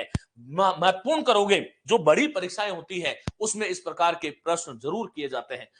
क्रतु आषाढ़ मास है, आषाढ़ मास है, क्रतु यज्ञ भी है, संकल्प भी है, जीव भी है, इंद्रिय भी है, विष्णु भी है। क्षेत्र क्या है? देखो ये तो जानते हो कि खेत होता है, लेकिन क्षेत्र शरीर को भी कहते हैं, और क्षेत्रीय किसको बोलते हैं? आत्मा को। किसको बोलते हैं? आत्मा को। और एक शब्द होता है क्षत्रिय, ये क्षत्रिय शब्द क्षत्र जाति वाला होता है, ये आपको ध्यान रखना है, विशेष बात यह है। क्षेत्र जो है स्त्री भी है, शरीर, गृह और नगर, ये सब क्षेत्र है। अब ये खंड जो है वो क्या है? किसी चीज का खंड अर्थात क्षेत्र। खंड का क्षेत्र भी है। घटक ये भी खंड है। उपवाक्य ये भी खंड वाक्य जिसको बोलते हैं। खंड अर्थात कानून में जो धारा होती है कि संविधान में कितने खंड है, ये भी कानून में धारा। एक छंद चरण ये भी है। खंड क्यारी को भी कहते हैं, प्रकरण को भी कहते हैं। जो भिन्न अंक होता है वो भी खंड है, और खंड जो है वो देश को भी कहते हैं। खग क्या है? देखो, ख जो शब्द है ये आकाश का पर्यायवाची है। किसका है? ख आकाश को कहते हैं। साथियों, ग जो है वो गमन करने वाला, गमन करने वाला। अब यहां पर गमन करने वाला, आकाश की ओर गमन करने वाला कौन होता है? पक्षी। खग और पक्षी ये परस्पर पर्यायवाची है। लेकिन खग से ग्रह, एक शब्द आपने सुना होगा खग्रास। क्या है? बोलो, खग्रास। वो खग ग्रह वाला है। खग जो है वो बाण को भी कहते हैं, क्योंकि वो बाण भी आकाश की तरफ जाता है। खग देवता भी है, क्योंकि देवता भी आकाश में रहते हैं। अब ये तो आपने पर्यायवाची शब्द में पढ़ा होगा, लेकिन ग्रह, बाण और देवता ये जो शब्द है ये इसके परस्पर पर्यायवाची नहीं, अनेकार्थी है। मित्रों, खर क्या है? देखो, खर गधा, खर और गधा ये तो परस्पर पर्यायवाची है, लेकिन एक राक्षस का नाम खर है। दुष्ट, खर व्यक्ति कहते हैं ना, खर दुष्ट को भी कहते हैं। अशुभ व्यक्ति होता है वो भी खर होता है। और प्रखर अर्थात खर अर्थात प्रखर भी होता है। गंधर्व क्या है? उपदेवता। देखो, राक्षस, गंधर्व ये योनि है। देवताओं के जो समीप रहते हैं, जो छोटे देव हैं, वो उपदेवता है। गंधर्व गाय को भी कहते हैं। गंधर्व घोड़ा भी है। गंधर्व मृग, प्रेत, सूर्य, पवित्र आत्मा भी गंधर्व है। विधवा का दूसरा पति ये भी गंधर्व है। इसको महत्वपूर्ण करेंगे, चलेगा। एक बार फिर से बोलते हैं, उपदेवता गंधर्व है, गायक भी गंधर्व है, घोड़ा भी गंधर्व है, मृग, प्रेत, सूर्य, पवित्र आत्मा, विधवा का दूसरा पति ये भी क्या है? बोलो, गंधर्व है। गुरु और गुरु, देखो वस्तुतः तो ये गुरु जो शब्द है ये शिक्षक के लिए आता है और गुरु भारी के लिए आता है, लेकिन क्यों लिखा है दोनों फिर एक साथ? ये शब्द युग्म है। देखो, ये गुरु जो ह्रस्व है ये तो शिक्षक आचार्य होता है, लेकिन ये गुरु शिखर अर्थात गुरु का अर्थ होता है बड़ा भारी, बड़ा भारी, या जिसकी दो मात्राएं होती है। गुरु वर्ण, द्विमात्रिक वर्ण, द्विमात्रिक दो मात्राओं वाला जो वर्ण है वो भी गुरु है, याद रखना। लेकिन परीक्षाओं में क्योंकि दोनों को एक साथ पूछा जाता है, इसलिए मैंने दोनों को एक साथ लग दिया है। हिंदी में जिस शुचिता की मैं अपेक्षा करता हूं प्रश्न पत्रों में, उस प्रकार की नहीं होती है, चलेगा। लेकिन आपको ये ध्यान होना चाहिए, गुरु का अर्थ है बड़ा, श्रेष्ठ, शिक्षक। बृहस्पति ये भी गुरु है, क्योंकि वो सब गुरु का बड़ा है। और दो मात्रा वाला स्वर ये भी है। दक्ष को भी गुरु कहते हैं। ये मित्रों, गो बहुत ही महत्वपूर्ण शब्द है। इसको महत्वपूर्ण करोगे, मोस्ट इंपोर्टेंट है, अति महत्वपूर्ण है। 2 नंबर आपको यहां से मिल सकते हैं। समझाने वाली बात यह है कि गच्छति इति गो, जो चीज एक स्थान से दूसरी स्थान पर जाती है वो सब गो है। लेकिन आजकल ये गो शब्द केवल और केवल किसके लिए आता है? गाय के लिए आता है। आपने एक शब्द सुना होगा, गोचर। गोचर का मतलब क्या है? जो इंद्रियों की पहुंच में होता है वह गोचर है, और जो इंद्रियों की पकड़ से बाहर होता है वो अगोचर होता है। तो गो का मतलब इंद्रिय भी है। गो आंख को भी कहते हैं, गो लोग, स्वर्ग को भी कहते हैं, ध्यान रखना। गाय ये तो पर्यायवाची है, लेकिन गो आंख, इंद्रिय, ढोर ये भी गो है। पृथ्वी भी गो है, ये आपको ध्यान रखना है। गोधन, गज धन, वाज धन और रतन धन खान, तुलसी कहे जब आए संतोष धन, सब धन धूल समान। दारू, रू छोटा जो होता है वो लकड़ी होती है। दारू रू छोटा होता है वो तो लकड़ी होती है, संस्कृत का शब्द है, ये लकड़ी है। और दारू, ये जो मद्य शराब जो है वो दारू होता है। ये कई बार मैं आपको बता चुका हूं, चलेगा। रू छोटा होगा, लकड़ी, ये संस्कृत का शब्द है, और ये दारू विदेशी शब्द है, ये भी आपको ध्यान रखना है, चलेगा। तो यहां पर ये ग्रंथिर नहीं है, ये ग्रंथि शब्द है। देखो, गो के बाद में ग्रंथि की बात कर रहे हैं, तो गो सरस्वती भी है, सरस्वती देवी भी है, और गो यदि को भी कहते हैं। ग्रंथि जो शब्द है वो गांठ, ग्रंथि, गांठ, गुठली भी ग्रंथि है, पहली ये भी ग्रंथि है, मनोग्रंथि, शरीर ग्रंथि, उसमें भी ग्रंथि शब्द का प्रयोग होता है। चलिएगा, आगे लिए चलता हूं, और यहां पर शब्द है घट। मित्रों, यहां पर ये घट जो है, अवनति, घटना। देखो, घट एक क्रिया भी है, अवनति होना अर्थात कोई चीज घट गई, वो घट गया। शरीर भी घट है, क्या है? बोलो, शरीर भी क्या है? घट है। घट हानि को भी कहते हैं, घट हानि को भी कहते हैं। प्राचीन में कोई उपसर्ग नहीं है। प्राची जो शब्द है, प्राची जो है वो पश्चिम दिशा को कहते हैं, और प्राची जो है उसमें फिर इन जुड़ जाएगा, वो प्राची बन जाएगा, चलेगा नहीं। प्राची पूर्व दिशा है, प्रतीचि पश्चिम दिशा है। तो घट जो है अवनति भी है, शरीर हानि भी घट है, कुंभ राशि ये भी घट है, और घट आयतन को भी कहते हैं। घन क्या है? घन होता है आधार, घन फल, सघन, घन का मतलब होता है जो बिल्कुल जो है घना आकार है, सघन।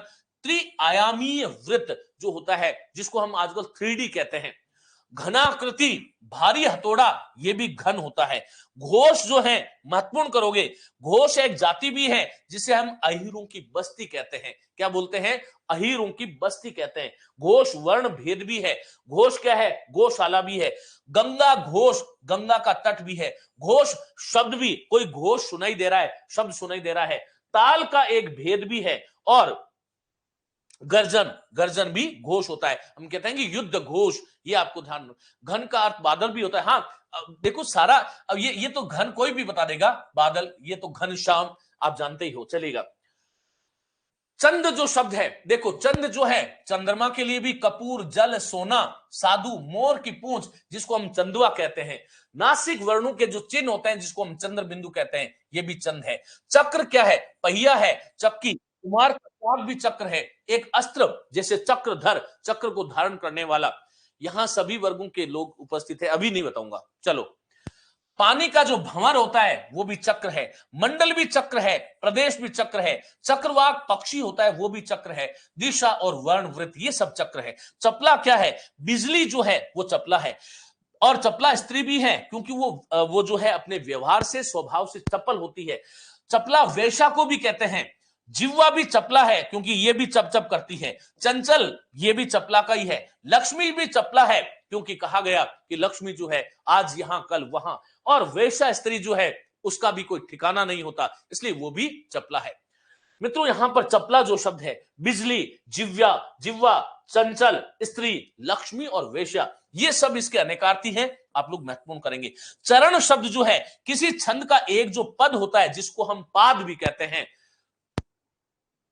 चलो बताता हूं, यहां सभी वर्गों के लोग उपस्थित थे, शुद्ध नहीं है, अशुद्ध है, सभी वर्ग के लोग उपस्थित थे।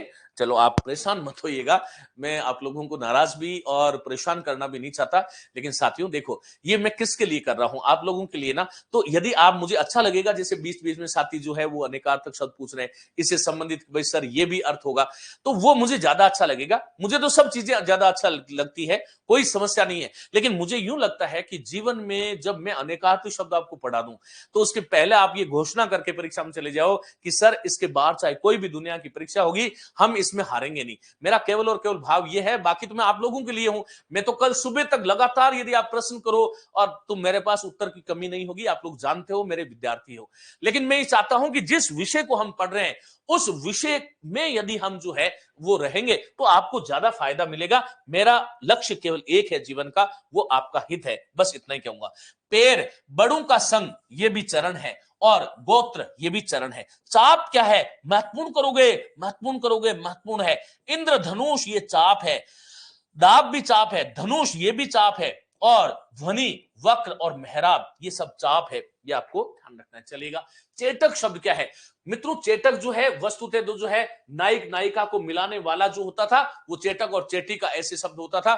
सर मुझे बता दीजिए, निंदा एकार्थी शब्द है या अनेकार्थी? निंदा अनेकार्थी शब्द नहीं है, अनेकार्थी शब्द है। निंदा का एक ही अर्थ है, निंदा है, स्तुति है ना, जो है पर छिद्रान्वेषण करना, वो एक ही अर्थ है, उसको अनेकार्थी नहीं है। चेटक जो शब्द है, कूटना, दास, चेटक दास को भी कहते हैं, और चेटी जो है चेली जिसको शिष्या भी कहते हैं। एक मछली ये भी चेटक है।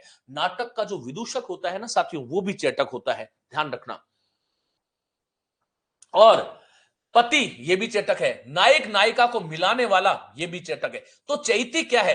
रबी फसल जो है वो चैत मास वाली जो है रबी फसल। वसंती और होली गीत ये भी चैती है। चैत्र क्या है? चैत्र मास, संवत का प्रथम मास जो है वो चैत्र है, अपने आजकल जनवरी शुरू हो गया। बौद्ध भिक्षु ये भी चैत्र है। यज्ञ भूमि ये भी चैत्र है। देवालय भी चैत्र है। जरा जो शब्द है वो वृद्धावस्था है। ह्रास होना किसी चीज का ये भी जरा है। एक ये जरा है, ये जिसमें नुक्ता लग जाता है इसका अर्थ होता है थोड़ा कम अल्प, थोड़ा कम अल्प, ये भी आपको ध्यान रखना। और ये जरा अर्थात अवस्था है, जरा का मतलब वैसे अवस्था है, ये आपको ध्यान रखना है। समझाने के लिए मैंने लिखा है वृद्धावस्था, ध्यान रखना। जड़ जो शब्द है जिसको आप जड़ बना देते हो, ये जड़ जो है वो तो अचेतन है, क्या है बोलो, अचेतन है। लेकिन इसमें एक शब्द होता है जड़, ये जड़ जो है वो तने की जड़ होती है, तने की जड़ होती है। मैं चाहता हूं कि हिंदुस्तान में ये जो गलतियां होने लगी हैं उसका शोधन जो है हम सब लोग मिलकर के करें। अब यहां पर आप तो ये लिखते हो जड़ जगत, क्या लिखते हो, जड़ जगत। अरे ये जड़ जगत है ही नहीं, वास्तव में ये क्या शब्द है, जड़ है। इसमें ड के नीचे बिंदु नहीं आएगा, ये जड़ जगत है, जड़ है, क्योंकि ये तो जड़ पेड़ की जड़ें होती है, ये आपको ध्यान रखना है। जड़ और जड़ में बहुत अंतर है। मूर्ख, हठी, अचेतन, चेष्टाहीन, नींव, बहरा, गूंगा, मोह शून्य व्यक्ति जो है वो जड़ होता है, इसका भाववाचक जड़ता होता है। ये जलज, जल से जन्म लेने वाला, इसका कमल तो पर्यायवाची है, लेकिन शैवाल, मोती, मछली, चंद्रमा, शंख ये सब जल से उत्पन्न होते हैं, इसलिए अनेकार्थी है। जिन क्या है, तीर्थंकर, तीर्थंकर क्या है, जिन। ये जिन जो शब्द है मैं कई बार आपको बताता हूं कि जिन में जब अ जुड़ता है तब ये शब्द क्या बनता है बोलो, जैन शब्द बनता है। क्या बनता है, जैन। तो जिन जो है वो तीर्थंकर भी है, हठी भी है, जिन जिन करना, हठी हठी भी है। बुद्ध भी जिन के लिए आता है, और एक जिन शराब, ये तो खैर आधुनिक काल का आया हुआ शब्द है, लेकिन शब्द कोशों ने भी आजकल अपना स्तर गिरा दिया। जड़ जंगम गलत शब्द है बेटा, जड़ जंगम होता है, क्या होता है, जड़ जंगम होता है। सर मैं अब आपकी बुक पढ़ता हूं, वहां भी शब्दों का ध्यान रखता हूं, बहुत अच्छी बात है। प्रिय मित्रों, मुझे तो यूं लगता है कि इस शब्द सृष्टि में ईश्वर ने ये अहंकार नहीं है, लेकिन मुझे भेजा इसलिए गया है कि ये जो अशुद्धियां हैं उसको ठीक करके आओ। बस मेरे जीवन का यही प्रयोजन है, भाषा का शोधन होना चाहिए। इस संसार में मनुष्य का सबसे कोई सुंदर गहना आभूषण श्रृंगार उसका कोई है तो वो शब्द ही है। शब्द का जिसके पास श्रृंगार होता है वह व्यक्ति जो है सांसारिक श्रृंगारों से बहुत परे होता है, ध्यान रखिएगा, चलेगा। जीव जो है आ चुका है पहले, आत्मा, जीव, पशु, प्राण, बृहस्पति। जीवन क्या है, अवधि भी है, अस्तित्व भी है, दम भी है, प्राण शक्ति भी है, और जीवन के लिए एक अनेकार्थक शब्द जल या पानी भी आ सकता है। ज्ञानी क्या है, वेदज्ञ, वेद को जानने वाला, वेदज्ञ, प्रौढ़ ये भी जानी है, दार्शनिक ये भी जानी है, ऋषि, शिक्षित, अनुभवी, ये सब जो हैं वो क्या है बोलो, जानी है, ये आपको ध्यान रखना है। चलिएगा, तो यहां पर आगे लिए चलता हूं। ज्योति क्या है, चमक, प्रकाश, मंदिर, दीपक, दीपशिखा, कॉर्निया, ये भी ज्योति है। अब ये कॉर्निया तो वैसे अंग्रेजी का शब्द है, लेकिन ज्योति क्या है, चमक, प्रकाश, मंदिर, दीपक, दीपशिखा, ये भी ज्योति है।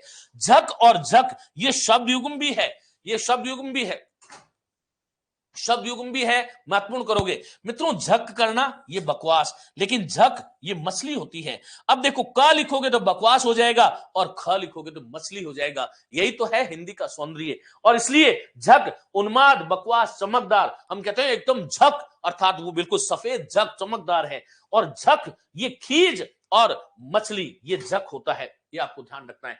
एक है टीका, टीका क्या है, तिलक भी टीका है, और औषध, व्याख्या, सहायक पुस्तक ये टीका है। तत्व क्या है, किसी चीज का घटक। त्रिगुण, तीन गुण कौन कौन से हैं, सत्वम, सत्वगुण, सत्वगुण, रजोगुण और तमोगुण, कई बार मैं आपको बता चुका हूं। त्रिगुण ये भी तत्व है। निष्कर्ष पहुंचना, तत्व पर पहुंचना। पंचभूत, पांच भूत कौन कौन से हैं, पृथ्वी, जल, तेज, वायु, आकाश, अग्नि, ये पांच भूत है। तत्व ब्रह्मा भी है। तत्व वास्तव में यथार्थ, जो चीज जैसी है उसको भी कहा जाता है, ये आपको ध्यान रखना है। तम क्या है, अंधकार। तम और अंधकार ये तो परस्पर पर्यायवाची है, लेकिन एक तमाल होता है, वो भी तमाल का वृक्ष जो होता है वो भी तम है। तमोगुण भी तम है। तम राहु को भी कहते हैं, किसको बोलते हैं, राहु को भी बोलते हैं। तम पाप भी है, तम अज्ञान भी है। नरक भी तम है क्योंकि अंधेरा होता है। मोह भी तम है क्योंकि नरक की तरफ लेकर के जाता है। और वराहा जो सुअर का पर्यायवाची होता है वो भी तम है। एक शब्द होता है तमचर। तमचर जो शब्द है वो राक्षस के लिए आता है, तमचर राक्षस के लिए आता है। तमचूर जो शब्द है वो मुर्गे के लिए आता है। तर, गीला, हम कहते हैं ना तर हो गया गला। अश्रुपूर्ण ये भी तर है। पगा, तर, पगा नहीं होता। अच्छा ओके, माफ करें, पगा बिल्कुल होता है। मैंने कहा ना कि उस वस्तु में वो तर है, अर्थात कोई चीज पगी हुई है। स्वेदमय हो जाना, सिंचित करना, वो भी तर है। वर्षापूर्ण और तृप्त, ये भी तर है। बहुत सारे लोग कहते हैं भोजन करने के बाद में कि मैं तर हो गया हूं। तो ये सारे के सारे अनेकार्थी शब्द जो है आपको संदर्भ के अनुसार आपको ध्यान रखना है। तर, तो तर अर्थात तर क्रिया भी है। तरणी, आप जानते हो तरणी नाव है, ये आपको ध्यान रखना है। तरणी और सूर्य, अब यहां पर वैसे तो नाव जो है वो तरणी है और सूर्य तरणी, तो मैंने दोनों क्यों लिखा है ये भी ध्यान रखना। जब आपसे शब्दों को मैं पूछे तो तरणी और तरणी दोनों अलग अलग है, बता चुका हूं। लेकिन शब्दकोश में ये शब्द युग में पूछे तब तो अलग अलग है, ये ध्यान रखना है। तरणी, ये तरणी जो है ये तो आपकी नाव है, और ये तरणी क्या है? सूर्य है। क्या है? सूर्य। लेकिन यहां पर नाव और सूर्य, इनका अनेकार्थ में दोनों चलता है। मदार का वृक्ष भी और किरण भी तरणी है। तात्पर्य क्या है? अर्थ है, मनोरथ है और सारांश है। तात क्या है? पूज्य, पिता, गुरु, भाई, मित्र। देखो, पूज्य भी है, पिता भी है, गुरु है, भाई है, मित्र है, ये सब तात है। ताप क्या होता है? जर को भी ताप कहते हैं। कष्ट भी, तीन प्रकार के ताप होते हैं, आध्यात्मिक, आधिदेविक और आधि भौतिक। मानसिक पीड़ा, ये भी ताप है। दैहिक, दैविक, भौतिक ताप, ये तीन प्रकार के ताप भी कहे जाते हैं। चलेगा। उसके बाद में क्या? तार, तार का अर्थ क्या है? क्रम, अर्थात एक तार से, क्रम से। प्रणव, प्रणव का अर्थ होता है ओंकार। प्रणव किसको बोलते हैं? ओंकार। याद रखना, प्रणव जो शब्द है उसका संधिविच्छेद होता है प्र और नव। ये प्रणव, प्र और नव से प्रणव बनता है ओंकार, और ये ओंकार क्या है? ईश्वर का वाचक है। क्या है? बोलो, ईश्वर का वाचक है। जड़ी भी तार है, पंक्ति वाद्य तार। तीर क्या है? कटाक्ष, तट, बाण और संकेतक, ये आपको ध्यान रखना है, ये तीर है। तुषार, तुषार क्या है? अति शीतल। तुषार वैसे हिम को कहते हैं। हिम वर्षा, बर्फ, पाला, एक देश हिमालय के उत्तर में स्थित, ये भी तुषार है। तो त्राण क्या है? जीवन रक्षा। देखो, ये ध्यान रखना, त्राण क्या है? हम कहते हैं त्राही माम, त्राही माम। त्राण, जीवन रक्षा, त्राण हो जाना अर्थात मुक्ति। राहत भी त्राण है और परित्राण भी त्राण है। दंडी क्या है? दंडी जो है वो नाविक है, दंड वाला। दंडी का मतलब है दंड वाला, दंड वाला, दंड वाला। जो नाव अपने दंडे से चलाता है वो दंडी है। नाविक भी है। यमराज, क्योंकि वो भी दंड वाला है, वो भी हमें जो है दंडे से दंड देता है। लाठीधारी, ये भी जो है दंडी है। और दंडी जो है वो संस्कृत के एक कवि भी है। संस्कृत के एक कवि भी है। संस्कृत के कवि जिन्होंने एक पुस्तक लिखी थी और उस पुस्तक का नाम है काव्यादर्श। क्या नाम है? काव्यादर्श। ये दंडी जो है वो अलंकारवादी आचार्य भी थे। क्या थे? अलंकारवादी आचार्य भी थे। आपको ऐसे ध्यान रखना है। ये दंशक क्या है? डंक मारना, दांत और मच्छर, ये दंशक है। तो दम क्या है? ऊर्जा, गर्वोक्ति, दमन, निमिष, निमिष का अर्थ आप समझते हैं पल भर के लिए, वो भी दम है। पल, श्वास और सुदृढ़ता, ये भी दम है। दल क्या है? समूह, पल्लव, फांक, ये भी दल है। वृंद, सात और सेना, ये सब दल है, हम जानते हैं। दस्ता क्या है? आधार, गुच्छा, मूठ, वृंद, हत्था और हथेली का कवच जो है वो भी दस्ता है। आपने एक शब्द सुना होगा दस्तकारी। दस्त जो शब्द है, वो दस्त जो शब्द है इसका अर्थ हाथ होता है। क्या होता है? हाथ। लेकिन ये दस्ता है, ये आपको ध्यान रखना है, इसलिए हत्था है। हथेली का जो कवच है, क्योंकि दस्त तो हाथ है, लेकिन दस्ताने, आपने एक शब्द सुना होगा दस्ताने पहन लो, अर्थात हथेली का जो कवच होता है, हथेली का जो कवच होता है वो भी दस्त है। दाक्षायणी, ये अदिति है, दक्ष पुत्री भी है, दुर्गा भी है, नक्षत्र भी है और सती भी है। ध्यान रखना। दाम क्या शब्द है? अच्छा शब्द है, महत्वपूर्ण करोगे। दाम का वास्तव में माला भी है। दाम कितने गिर गए, धन भी है। दाम मूल्य भी है। दाम रस्सी को भी कहते हैं। एक सिक्का है वो भी दाम है, और पैसे का जो 24वां भाग है वो भी दाम कहलाता है। ध्यान रखना। दावा क्या है? हम जानते हैं दावानल। अग्नि भी है, मैंने दावा ठोक दिया, अधिकार, गर्वोक्ति, सबल कथन जो है वो भी दावा है। द्विज क्या है? द्वि का मतलब होता है दो बार, और ज का मतलब होता है जन्म लेने वाला। जिसका दो बार जन्म होता है वो क्या होता है? बोलो, द्विज होता है। आप सब जानते हैं। प्रिय मित्रों, विशेष बात आपको ध्यान ये रखनी है कि दो बार जन्म किसका होता है। देखिएगा, द्विज क्या है? अंडज, अर्थात अंडे से जन्म लेना, ये अंडज, ये भी द्विज है। पक्षी भी द्विज है, क्योंकि पक्षी एक बार अंडे मां के गर्भ से जन्मता है, दूसरी बार अंडे से जन्मता है। प्राणी भी द्विज है क्योंकि हम थैली में लिपटे रहते हैं और उसके बाद में हमारा दूसरा जन्म होता है। चंद्रमा भी द्विज है क्योंकि एक बार जो है समुद्र मंथन के समय निकले थे और अब एक बार दूसरी बार हमेशा हम देखते हैं। ब्राह्मण जो है वो संस्कारा द्विजः उच्यते, कहते हैं कि जब विद्या आरंभ संस्कार होता है तब वह ब्राह्मण भी द्विज कहलाता है। दांत जो है वो भी द्विज है। क्यों द्विज है? क्योंकि एक बार आपने सुना होगा कई बार कि हमारे दूध के जो दांत होते हैं वो गिर जाते हैं, निकल जाते हैं, फिर से नए दांत आते हैं। इसलिए शरीर में एकमात्र यही अंग है जो द्विज है। तारा भी, क्योंकि तारा भी टूटता है और इसलिए वो 2 बार जन्म लेता है, फिर से जन्म होता है, वो द्विज है। महत्वपूर्ण करोगे, बहुत बार बार पूछा जाता है। द्विज क्या है? मेरे साथ बोलिएगा। अंडज भी है, पक्षी, प्राणी, चंद्रमा, ब्राह्मण, दांत और तारा भी है। दूषण क्या है? दूषण, हम कहते हैं कि दूषण अर्थात दोष लग गया, ये ध्यान रखना। प्रदूषण शब्द इसी से होता है। नाखून भी बिल्कुल जो है, नाखून भी बार बार काटते हैं लेकिन 2 बार नहीं काटते हैं ना। नाखून को द्विज कहा जाता है, बिल्कुल सरिता कुमारी, लेकिन नाखून तो हर सप्ताह हमें काटने होते हैं। द्विज का अर्थ तो यही होता है जिसका 2 बार जन्म होता है। ये नाखून शब्द शब्दकोशों में आ गया है, लेकिन वास्तव में इसका तो न जाने, ये तो मैं कह सकता हूं ये तो बहुज है, अर्थात इसका तो बार बार जो है जीवन पर्यंत काटना होता है। दाग भी प्रदूषण, बुरा, विष, ये भी दूषण है। विषाक्तीकरण और सड़न, ये भी दूषण है। देवता क्या है? देव, सज्जन, सुंदर, पुरुष, ये भी ध्यान रखना। दोष, अपराध, दाग, बुराई, मूल, रोग और विकलांगता, ये भी दोष है। द्रव्य क्या है? अभी अभी मैंने बताया था अर्क, याद रखना इसमें अर्क में क के नीचे नुक्ता, ये आपको जो है टाइपिंग मिस्टेक है, आता नहीं है। द्रव्य है, निष्कर्ष है, रस, पारदीय, जो पारा होता है वो भी अर्क होता है।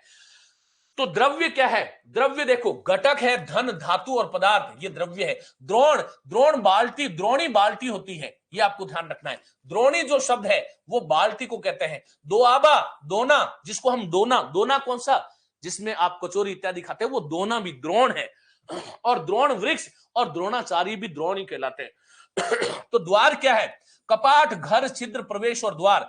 धन क्या है? संपत्ति, धन अर्थात जोड़ना, फल, वो भी धन है, जोड़ फल, ये भी धन। निधि भी धन है, स्नेह पात्र और स्त्री, ये भी धन है, स्त्री को भी धन माना गया है। गोधन, गज धन, बाज धन और रतन धन खान।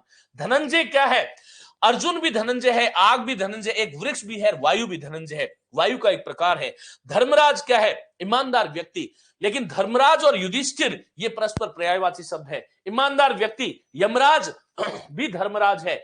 बुद्ध, न्यायाधीश, ये भी धर्मराज है और धर्म का पालन करने वाला भी धर्मराज है। तो मित्रों, ये था आज का व्याख्यान। मुझे पूरी तरह से ये आश्वस्ति है कि अब यहां तक जो है आपको जितना मैंने पढ़ाया है उसमें किसी प्रकार की कोई समस्या नहीं होगी। सच्चरित जो शब्द है, पूछा जा रहा है, सत धन चरित, इसमें कोई अशुद्धि नहीं है, सच्चरित शब्द ही शुद्ध होता है, ध्यान रखिएगा।